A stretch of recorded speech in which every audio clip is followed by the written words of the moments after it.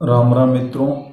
मेरा Facebook page और YouTube channel Kundan डारा पे आपका बहुत बहुत हार्दिक स्वागत और हार्दिक अभिनंदन है। दोस्तों, आज का जो हम श्रवण है वो फूलाबाई जी महाराज के बारे में करेंगे। फूलाबाई जी महाराज का जो जन्म है वो नागौर जिले के तहसील पड़ता है जाइल, वहाँ एक छोटा सा गांव पड़ता है मांझवास वहाँ हुआ था। फूलाबाई जी महाराज के जो पिताजी थे उनका नाम हेमाराम जी मांझू था। उनकी माताजी का नाम नौजी देवी था और फूलाबाई जी महाराज के एक भाई भी था जिसका नाम डूंगरराम था। और जो फूलाबाई जी महाराज के तो गुरुजी थे उनका नाम ज्ञानदास जी महाराज था। एक समय की बात है, फूलाबाई जी महाराज भाता लेकर खेत में जा रहे थे। भाता का मतलब होता है खाना। तो रास्ते में 4-5 साधु मिले और ये बोला कि फूला, हम बहुत भूखे हैं और खाना खाना चाहते हैं। तो फिर फूलाबाई जी महाराज ने किसी दूसरे का घर नहीं बताया और जो खाना अपने माता पिता के लिए ले जा रहे थे वो खाना संतों को खिला दिया महाराज। संत खाना खाकर बहुत खुश हुए और फूलाबाई जी महाराज को बहुत बड़ा आशीर्वाद दिया और फूलाबाई जी महाराज ने राम नाम कहने के लिए बोला। तो उसी दिन से फूलाबाई जी महाराज ने राम नाम की रट लगा ली। फूलाबाई जी महाराज को थेपड़ियाँ बनाने का बहुत शौक था। थेपड़ियाँ बनाते बनाते राम नाम का उच्चारण किया करते थे और जब तक वो थेपड़ियाँ बनाने का काम पूर्ण न हो जाता तब तक राम राम राम ऐसा उच्चारण किया करते थे। फूलाबाई जी महाराज ने बहुत सारी थेपड़ियाँ बनाकर प्रेवंडा बनाया। प्रेवंडा का मतलब होता है थेपड़ियाँ एक जगह करने का स्थान। तो कुछ चोरों ने फूलाबाई जी महाराज के पिराउंडे में से थेपड़ियाँ चोरी कर ली।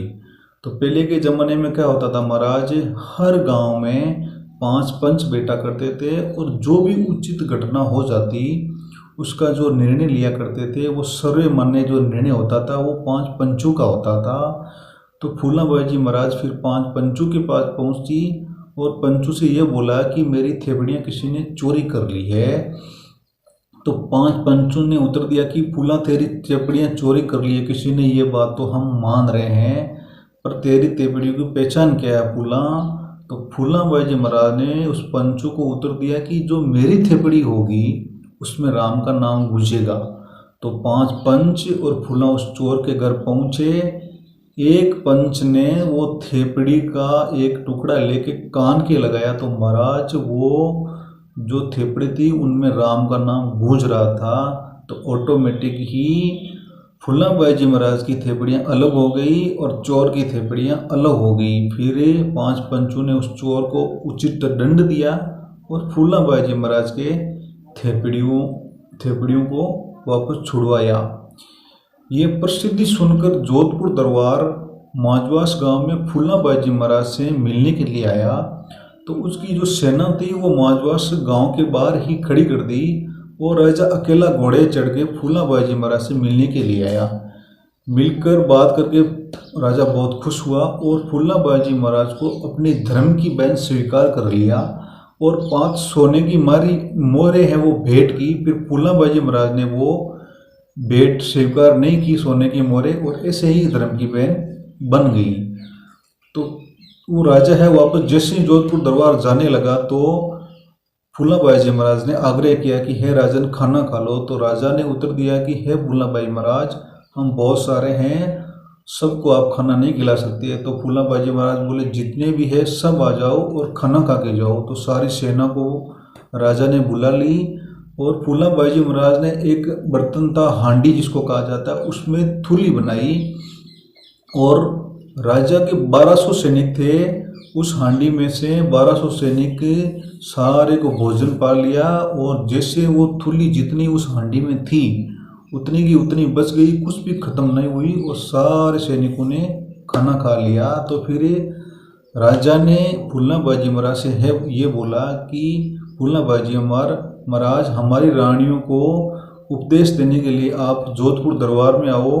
तो फिर फूलाबाई जी महाराज ने हाँ कर लिया और एक दिन आने के लिए फूलाबाई जी महाराज ने उत्तर दिया। तो वो दिन था, उस दिन फूलाबाई जी महाराज गए तो राजा ने उपदेश दे दिया कि आज फूलाबाई जी महाराज आएंगे और सब रानियां क्या सज धज के अच्छे कपड़े पहन के आभूषण पहन के तैयार हो गई। और जैसे ही फूलनाबाई जी महाराज जोधपुर दरबार में रानियों को राम नाम कहने के लिए उपदेश देने के लिए गए थे, तो वो श्रृंगार देखे फिर फूलनाबाई जी महाराज ने एक श्लोक बोला। वो श्लोक मारवाड़ी में इस प्रकार है कि घेणा गांटा तन की शोभा, काया कांच को भांडो, कहे फूला सुनोये रानियों, राम भजोये रांडो। ऐसा फूलनाबाई जी महाराज ने कहा। तो फिर फूलनाबाई जी महाराज ने रानियों से यह कहा कि हे रानियों, तुम्हारा जो जन्म हुआ है वो ये आभूषण पहनने के नहीं हुआ है, ये अच्छे कपड़े पहनने के नहीं हुआ है, आप राम का नाम लो। तो उस दिन से रानियों ने राम का नाम लेना स्टार्ट कर दिया। और फूलनाबाई जी महाराज ने फिर जीवित समाधि ले ली।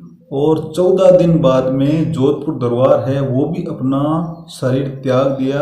आज ही माजवास गांव में जो फूलनाबाई जी महाराज की जो समाधि है उसके ठीक पास में जोधपुर दरबार की छतरियां आज भी मौजूद है। फूलनाबाई जी महाराज का जो मंदिर है वो माजवास गांव में बना है। और जो थेपड़ियाँ का प्रेमडा था वो आज भी माजवास गांव में मौजूद है। लोग दर्शन करने के लिए वहाँ पे आते हैं। ऐसा करके फूलनाबाई जी महाराज की कथा का संपन्न हुआ। राम राम जी।